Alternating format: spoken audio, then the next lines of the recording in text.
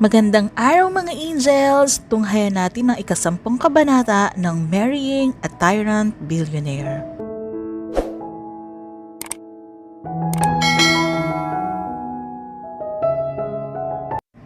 Hindi ka pa ba kakain? Tanong ni Sam dahil halos siya lang ang sinusubuan nito at hindi ito kumakain. Don't worry about me, mamaya na ako kakain pagkatapos mo. At saka makita lang kitang kumakain ay busog na rin ako. Sabi nito sabay kindat pa. Kung sa iyo ay okay lang, sa akin hindi. Kaya kumain ka na. Sabi ni Sam saka nilagyan ng kanin at ulam ang plato na nasa harapan nito. Wow! Ang sweet naman ng sweet lovely wife ko. Sabi ni Gabriel habang nakangiti.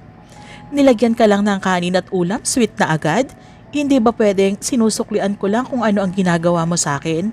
Sagot ni Sam na pilit isineryoso ang mukha para lang hindi siya mapangiti. Sayang, sana pala hinalikan kita para may kiss rin ako. Biro nito. Tumigil ka nga, huwag kang ganyan. Hindi ba sabi mo, idadaan sa tamang proseso ang relasyon natin? Kaya as long as hindi pa tayo komportable sa isa't isa, walang kiss na mangyayari. Walang kiss daw, noong hindi mo pa nga alam na ako ang asawa mo, hinalikan mo na ako. CEO Gabriel Hinder, hindi ko... Hindi na natapos pa ni Sam ang sasabihin dahil sinilyohan na ni Gabriel ng isang halik ang mga labi niya. Napamulagat ang mga mata ni Sam. Hindi nakahuma sa labing lumapat sa labing niya. I told you not to call me CEO Gabriel, right? From now on, kapag tinawag mo ako ulit ng ganyan ay halik ang kaparusahan mo. O baka naman sinasadya mo lang iyan dahil gusto mong makaisa sa akin. Nangingiting sabi ni Gabriel. Ano? Ang kapal naman ng mukha mo para sabihin na gusto kong makaisa sa'yo. For your information, hindi kita type kahit asawa pa kita. Inis na sabi ni Sam saka tumayo at tinalikuran si Gabriel. Nagmamadali siyang tinungo ang mini living room. Kahit pa masakit ang puson ay binilisan niya ang lakad dahil alam niyang pagtatawan lang siya nito. Ganyan ba talaga kayong may mga dalaw? Masungit? Pahabol na pangaasar ni Gabriel. Narinig iyon ni Sam pero hindi na siya sumagot. Naiinis talaga siya dahil bigla na lang siya nitong hinalikan. Pero in fairness, ang lambot pala ng mga labi ni Gabriel. Napahawak tuloy siya sa labi niya nang makaupo siya sa sofa. Bisit na betlog na iyon ang kapal ng mukha niya para sabihin gusto kong makaisa sa kanya, kung tutuusin siya itong may gustong gawin sa akin. Pagmamaktol niya. Nabigla at hindi talaga niya inaasahan na gagawin iyon ni Gabriel sa kanya. Habang naghihimutok sa inis si Sam, may kumatok sa pinto. Room service! Boses ng lalaki ang narinig niya. Hindi naman siya tumayo upang pagbuksan dahil sumasakit na naman ang puso niya.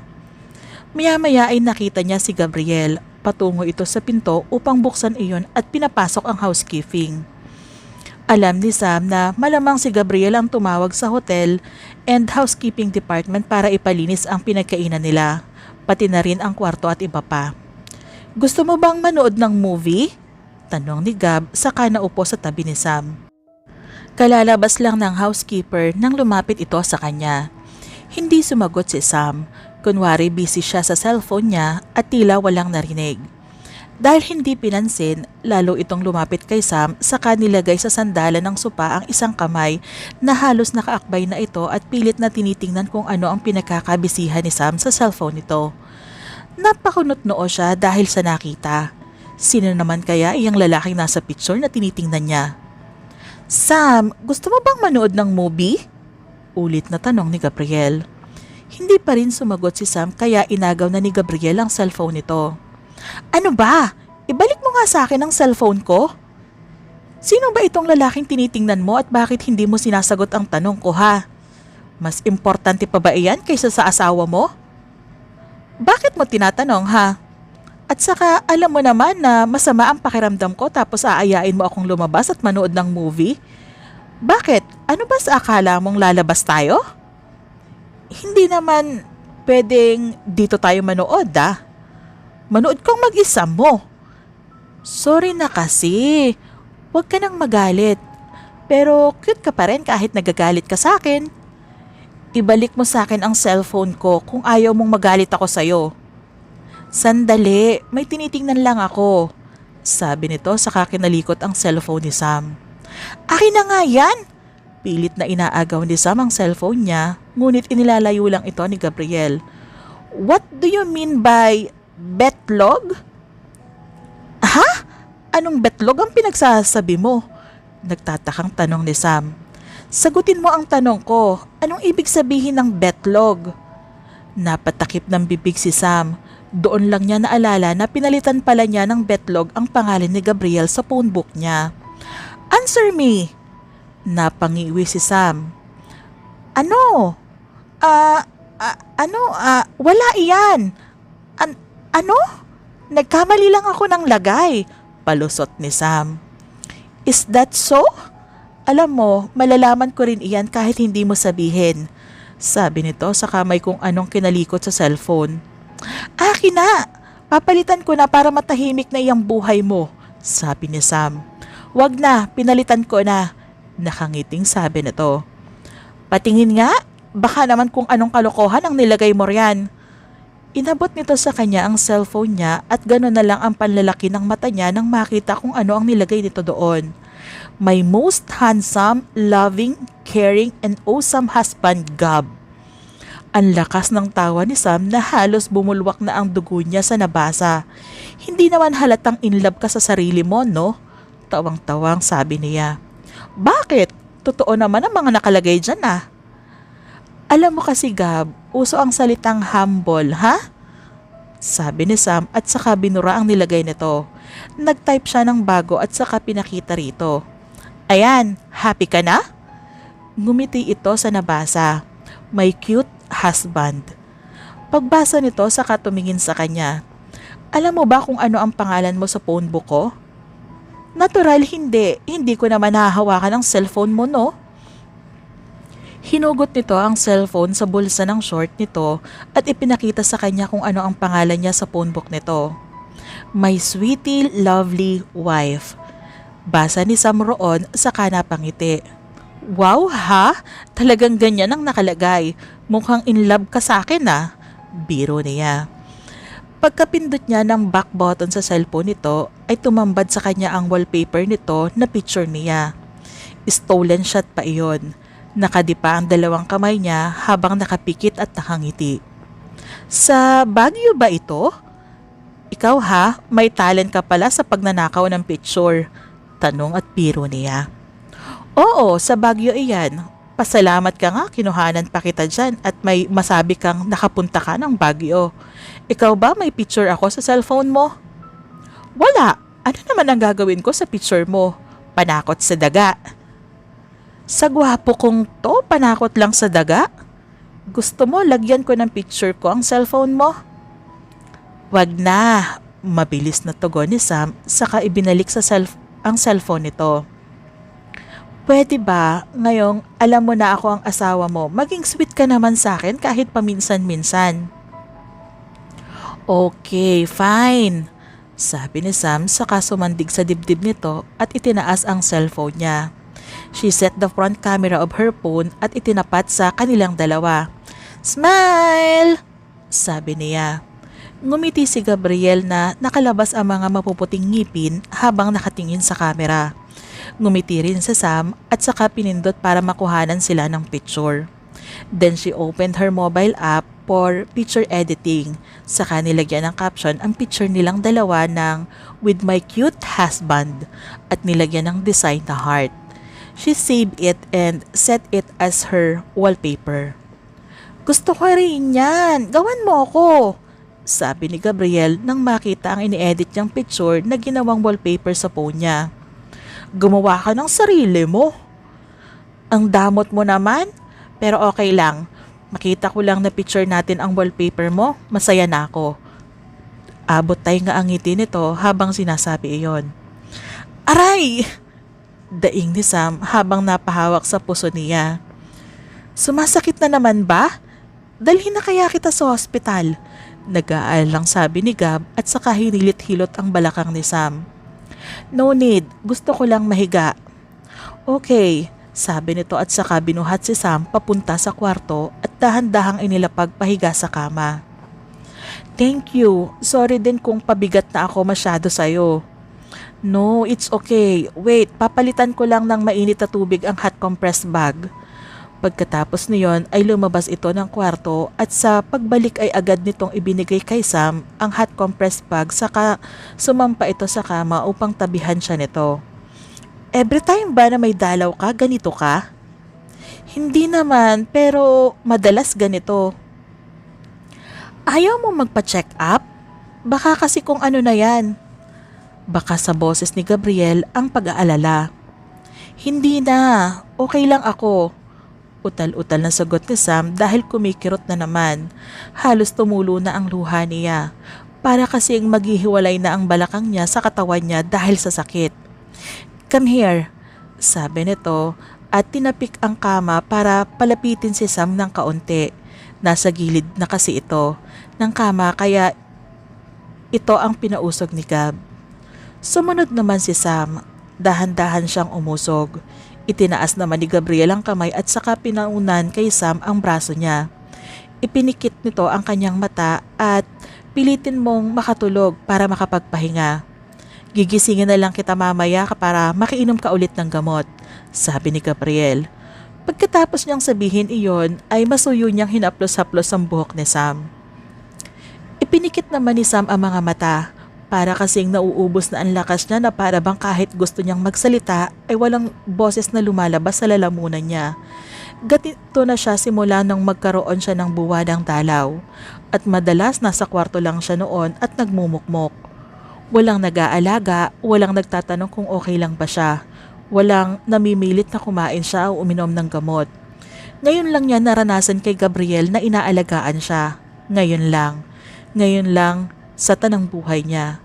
Simula noong bata siya, natuto siyang maging manhid at natutong alagaan ang sarili at hindi umasa sa mga taong umampon sa kanya.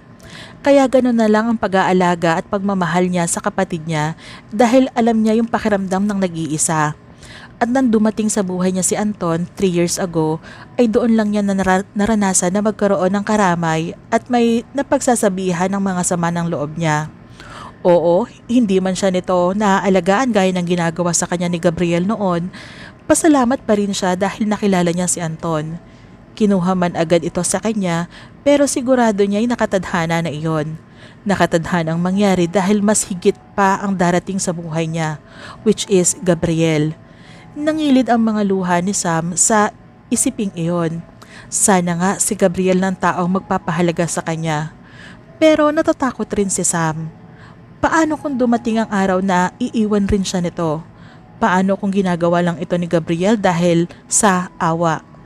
Maya-maya pa ay na katulugan lang ni Sam ang mga katanungang iyan sa isip na walang kasagutan. Why are you crying? Tanong ni Gabriel nang maramdaman na tila nabasa ang braso niya. Pagtingin niya ay tumutulo ang luha sa mga mata ni Sam pero nakapikit ang mga mata nito. Sam? Tawag ni Gabriel ngunit hindi ito sumagot. Napakunot-noo siya dahil doon. Tulog na ba siya? Bakit siya umiiyak? Sino ang iniiyakan niya?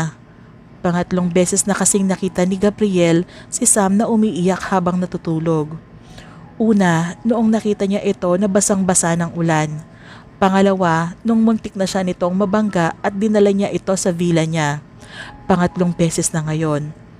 Napaisip siya bigla kung ano ang mabigat na dinadala ng asawa.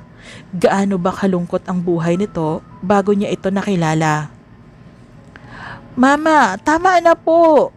Sigaw ng batang babae habang pinapalo ito ng ruler. Sinabi ko sa iyo na linisin mo ang CR, bakit hindi mo sinunod, ha? Galit na sabi ng babae. Tinapos ko na po kasi ang project ko, mama. Sagot naman ng batang babae. Ang sabihin mo kung saan-saan ka na naman pumupunta. Hindi kita inampon para magpakasarap rito sa bahay. Lahat ng ginastos at nilamon ninyong dalawa ninyong magkapatid ay dapat pagtrabahuhan mo. Wala pa ring tigil sa pagpalo ng ruler sa batang babae habang pasigaw na sinasabi ang katagang iyon. Mama, tama na po. Gagawin ko na po ang pinag-uutos nyo. Siguraduhin mong gagawin mo iyan ngayon kung gusto mong makakain kayo ng hapunan. Opo, kaagad na sagot ng batang babae. Mm, ungol ni Sam. Mama, tama na, sambit niya. Sam! Sam! Tawag ni Gabriel nang marinig ang ungol ni Sam. Kasalukuyan siyang nagbabasa ng mga files sa kanyang laptop ng mga oras na yon. Mama, tama na! Sigaw ni Sam. Napatayo si Gabriel at kaagad na lumapit sa kama, saka marahang tinapik-tapik ang kamay ni Sam habang sinasabi, Sam, wake up! Ha? Balikwas na bangon ni Sam. Napahawak siya sa noo, napawis na pawis. Nananaginip ka! Wait, kukuha lang kitang tubig. Lumabas naman si Gabriel upang kumuha ng tubig. Pagkabalik ay agad niyang pinainom si Sam, saka inalalayan ito pasandal sa headboard ng kama. Ano bang napanaginipan mo? Narinig kong tinatawag mo ang mama mo tapos sabi mo, tama na, tama na. Napalunok ng laway si Sam. Nagtataka siya bakit napapanaginipan niya ang mga nangyayaring pananakit sa kanya ni Magda noong bata pa siya. Sam, tell me, sinasaktan ka ba ng mama mo? Hindi. Hindi ko rin alam kung bakit ako nananaginip ng ganon. Pagsisinungaling ni Sam. Hanggat maaari ay ayaw na niyang ikwento at maalala pang ang mga nangyayari sa kanya noong bata pa siya. Ayaw na niyang maalala ang mga masasakit na nangyari sa kanya noong bata siya. Mga pananakit na nagturo sa kanya na maging manhid at lumaban sa buhay. Mga masasakit na salita na kanyang tinanggap at nagturo sa kanya na maging matapang. Hindi para sa sarili kundi para na rin sa mahal niyang kapatid. As I said, gusto ko sinasabi mo sa akin lahat. Ayoko nang mainililihim ka sa akin. Now tell me, sinasaktan ka ba ng mga magulang mo, Sam? Tanong ni Gabriel kay Sam. Gusto kasi niya na malaman iyon dahil gusto niyang makasiguro na karapat-dapat bang tulungan ang mga Velasco. Kailangan pa ba yon? Sinasaktan man ako o hindi, ayaw ko na silang pag-usapan pa at hindi na mahalaga iyon sa akin. Ang importante na lang sa akin ngayon ang kapatid ko at ang pagpapagamot niya, sabi ni Sam. Fine, kung ayaw mong sabihin okay lang, pero kapag tungkol sa ating dalawa, dapat sinasabi mo sa akin para magkakasundo tayo, sabi nito. Like what? Problems, kung galit, kung hindi sigurado sa isang bagay, magtanong. At kung may hindi pagkakaintindihan, dapat nililinaw, hindi iyong basta nalang pagkagalit at hindi kikibo. Okay, tanging tugon ni Sam at saka dahan-dahang bumaba ng kama. Where are you going? Magbabanyo, kailangan kong magpalit. Bubuhati na kita. Hindi, huwag na. Alam ko busy ka kaya ako na lang. Don't worry, kaya ko. Okay, call me if you need my help, okay? Anyway, may gusto ka bang kainin? O order ako ng food. It's almost 12 noon, kaya napatanong si Gabriel. Kanina pa sana niya ito gustong gisingin ngunit hinayaan na lang muna niya siyang makapagpahinga. Ikaw na ang bahala, sagot ni Sam saka lumabas ng kwarto. Pagkatapos kumuha ng napkin at tinungo ang banyo. Medyo gumaan na rin ang pakiramdam niya ngayon, hindi na katulad ng kanina. Mabuti na lang talaga nakatulog siya. Wait, nakatulog ako na nakaunan kanina sa braso niya. Oh my God, nakakahiya. Hindi na nagtagal si Sam sa banyo. Pagkatapos magpalit ng napkin ay agad siyang lumabas at doon sa mini living room dumiretso. Gusto niyang tawagan si Nanette upang makausap si Marco. Hello ma'am, sagot ni Nanette pagkatapos ng halos 10 ring. Ate Nanette, kamusta po kayo riyan? Mabuti naman po ma'am, si Marco ho maayos rin.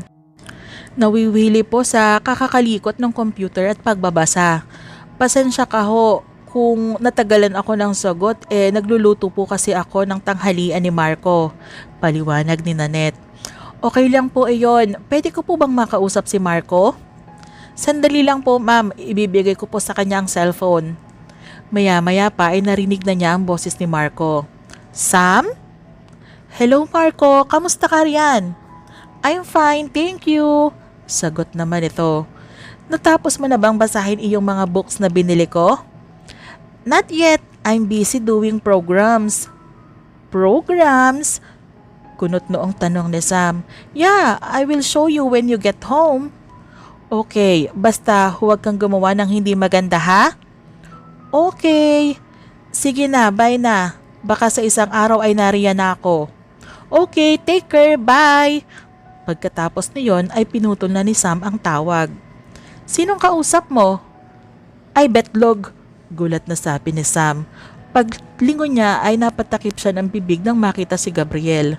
Napakunot no ito habang nakatingin kay Sam. Betlog again? Alam mo bang alam ko ng ibig sabihin ng betlog? Sorry, ikaw kasi, bakit ka nang gugulat?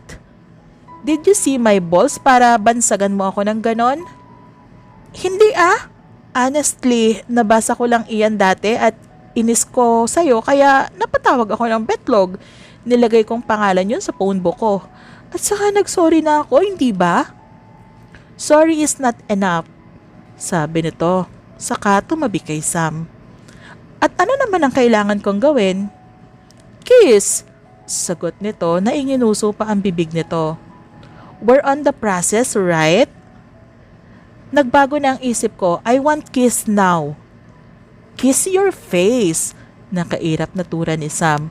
Damot mo para kiss lang? Masama bang humingi ng kiss ang asawa? Oo, masama. Lalo na sa kagaya nating hindi naman masyadong magkakilala. Okay, by the way, I'm Gabriel Hinder, 26 years old, gwapo, matipuno at masarap. Nakangiting sabi nito sabay lahad ng palad. Natawa naman si Sam sa ginawa nito. Kahit kailan talaga hindi nawawala ang ugali ni Gabriel na masyadong confident sa sarili. Alam mo, nakakaiyak talaga yung mga taong masyadong confident sa sarili. Sana lang sa susunod wala kang makilala na sasampal sa iyo ng salitang be humble. Alam mo, my sweetie lovely wife, wala namang masama sa pagiging confident sa sarili kung alam mo namang may ibubuga ka. Oo na, wala na akong sinasabi. Mabuti naman kung ganon. Anyway, nagugutom ka na ba? Hindi pa naman. Hindi na natapos pa ni Sam ang sasabihin nang marinig na tumunog ang cellphone ni Gabriel. Tiningnan lang nito ang cellphone at hindi sinagot. Bakit ayaw mong sagutin? Tanong niya. Hindi naman kasi importante. Tugon nito na hinayaan lang mag-ring ang cellphone. Hindi naman siguro tatawag kung hindi importante. Gusto mo, ikaw na lang ang sumagot. Wika nito saka inabot kay Sam ang cellphone nito. Pagtingin ni Sam ay nakita niyang Miss Sevilla ang nakaregister na pangalan. Si Audrey pala iyan, bakit ayaw mong sagutin? Baka may importante siyang sadya sa'yo. I don't care, sabi nito saka pinatay ang cellphone. Matagal mo na bang kilala si Audrey? Yes, but we are not close. Nakikita lang kami kapag siya ang pinapupunta ng mga magulang niya kapag pag-uusapan ang tungkol sa negosyo. Other than that, wala na kaming ugnayan pa. Okay, baka naman may pag-uusapan kayong importante kaya siya napatawag. Bakit naman pinipilit mong kausapin ko siya? Hindi ka ba nagsiselos? Bakit naman ako magsiselos? Asawa kita kaya karapatan mong magselos. Kung wala namang namamagitan sa inyo, bakit ako magsiselos? Well, wala ka namang dapat ikaselos because she's not my type. Really? Hindi mo siya type ang ganda na yun at ang galing pa at kilala ang pamilya? I don't care kung gaano pa siya kagaling at kung gaano pa siya kayaman at kahit galing pa siya sa pinakamayamang pamilya sa buong mundo, hindi ko naman siya gusto at wala siyang qualities na pumasa sa taste ko. Bakit naman? Kasi ikaw lang ang gusto ko at asawa na kita ngayon at para sa akin ikaw lang, sapat na. Pinamulahan ng pisngi si Sam nang marinig ang sinabi ni Gabriel. Tila naubusan siya nang sasabihin ng mga oras na iyon. My goodness, totoo ba mga pinagsasabi niya? Baka naman dinadaan lang niya ako sa mga mabubulaklak na mga salita. Bakit natahimik ka? Siguro hindi ka naniniwala sa sinasabi ko, no? Tanong nito nang hindi na siya nagsalita pa. Mahirap kasing paniwalaan. Ano pa ba ang gusto mong gawin ko para maniwala kang totoo ang lahat ng sinasabi ko? Gusto mo sumigaw ako sa labas? O baka naman gusto mong halikan kita para maniwala ka? Halika dali, sabi nito na nakangiti. Alam mo ikaw, dinadaan mo ako sa mga paganyan-ganyan mo eh. Siguro gawain mo iyan sa ibang babae, no? Alam mo ikaw, napaka-judgmental mong tao. Kahit ganito ako, hindi ako kagaya ng iniisip mo. At saka, bakit ba nagpapakipot ka pa? Dapat umamin ka na rin na gusto mo rin ako. Masarap kaya malaman na bumigay ka na sa, ano? Sa kagwapuhan ko.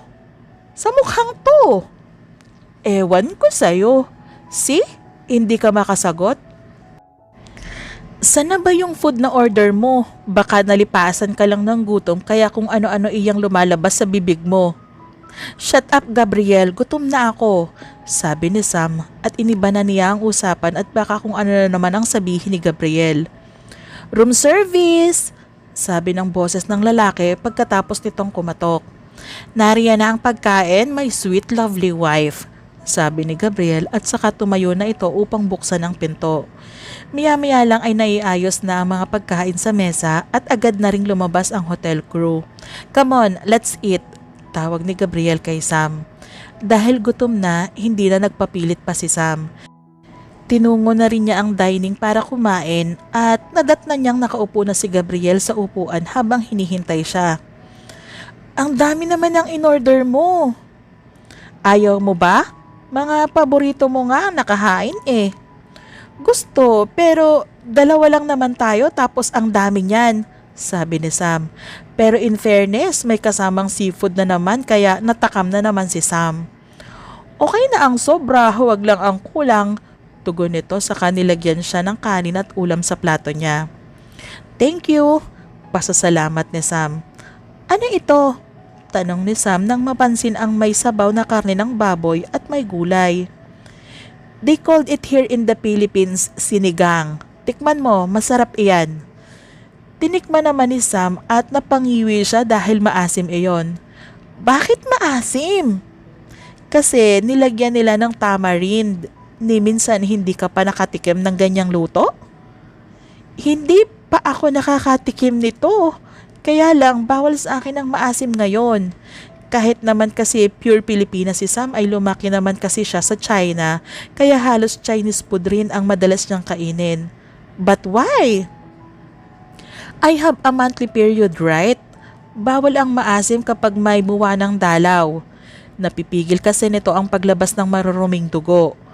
Huwag din uminom ng kape at soft drinks dahil ang caffeine nito ay magpapalala ng cramps, sakit sa tiyan o puson. Kaya dapat uminom ng maraming tubig dahil nakakatulong ang tubig para matanggal ang sakit niya sa puson tuwing iihi.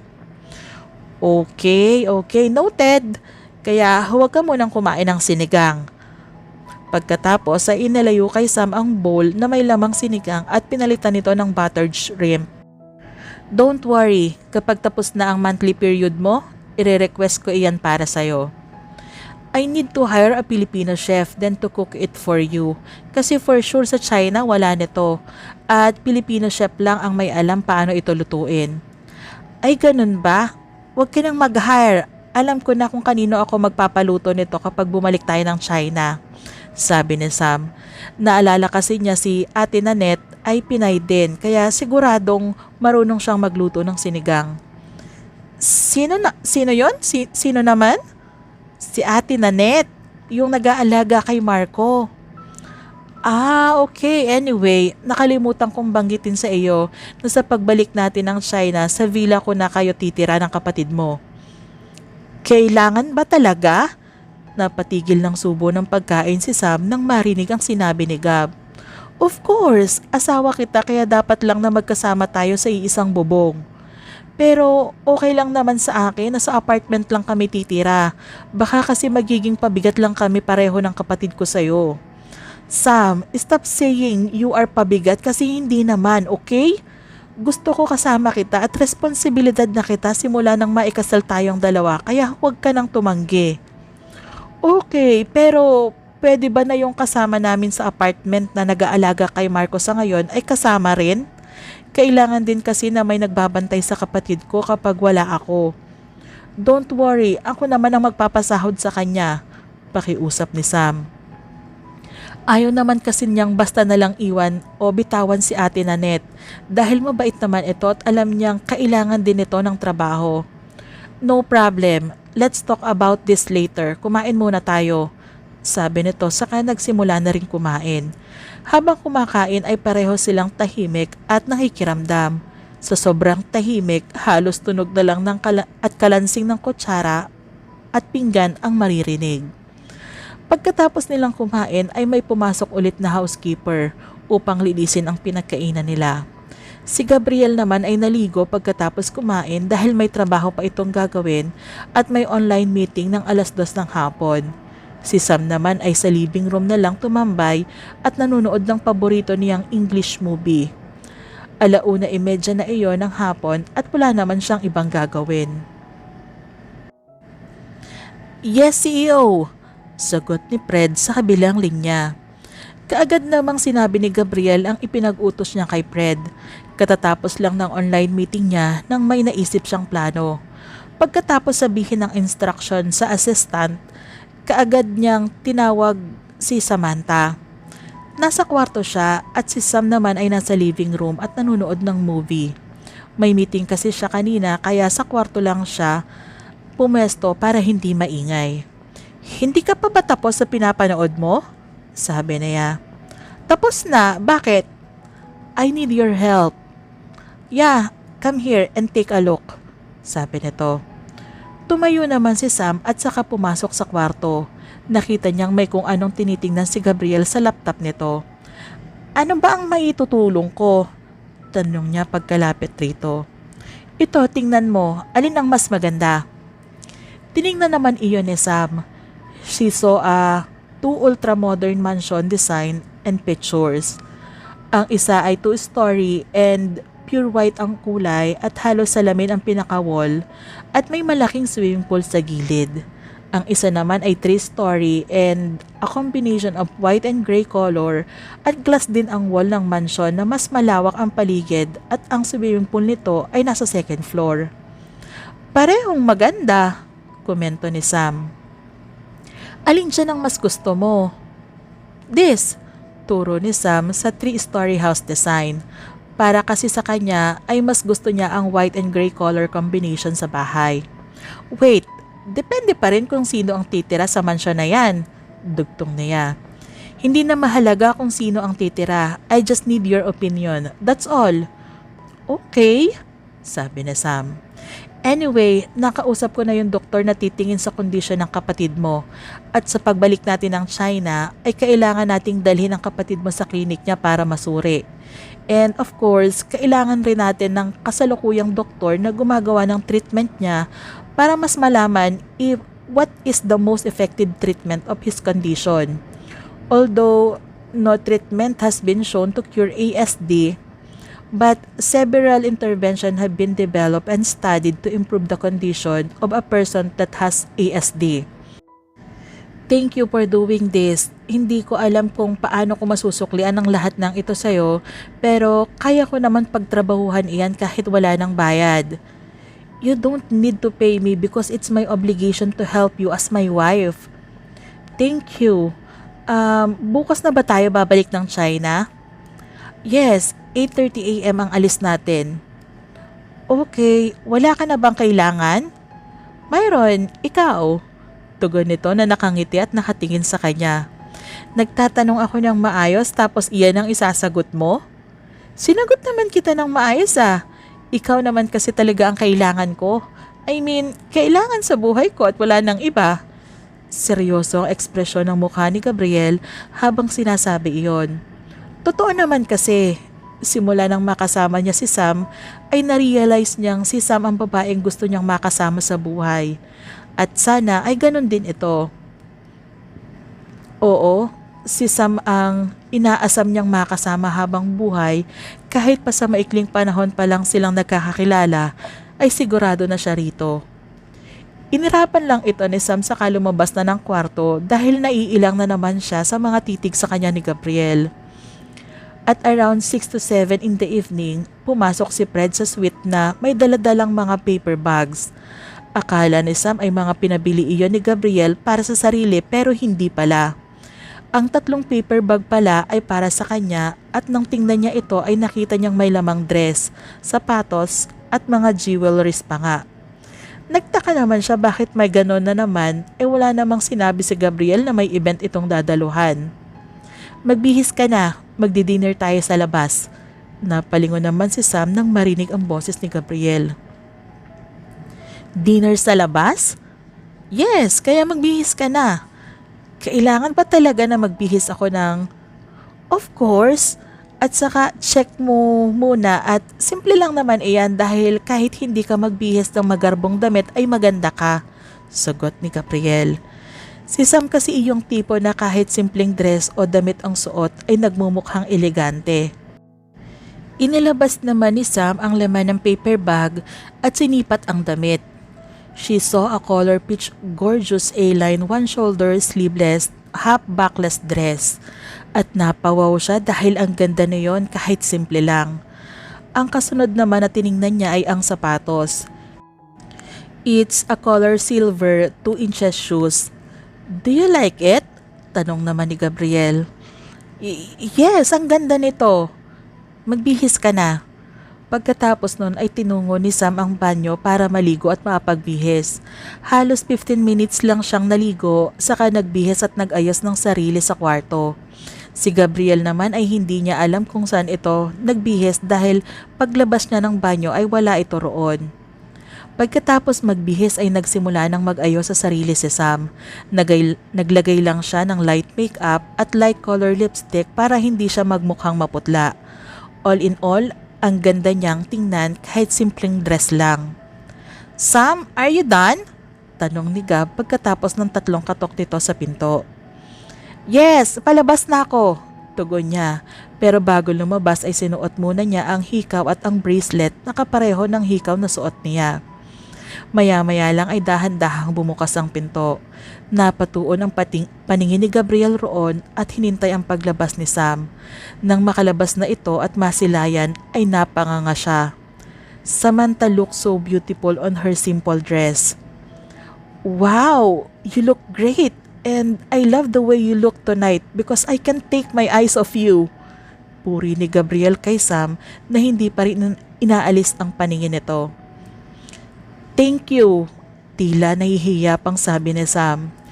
You are so beautiful that I can't resist looking at you. Your beauty blinds me because it comes from your heart and it's reflected in your eyes.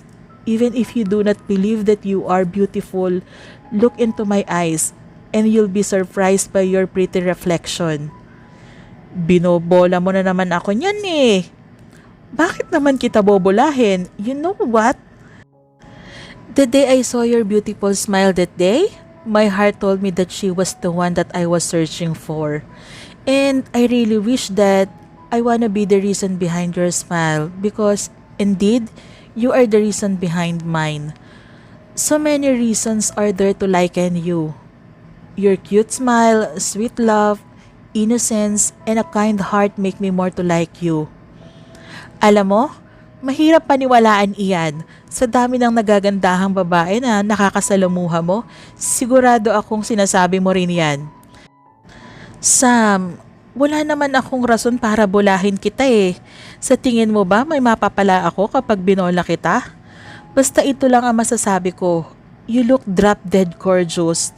You make my heart melt when you smile and your beauty is incomparable.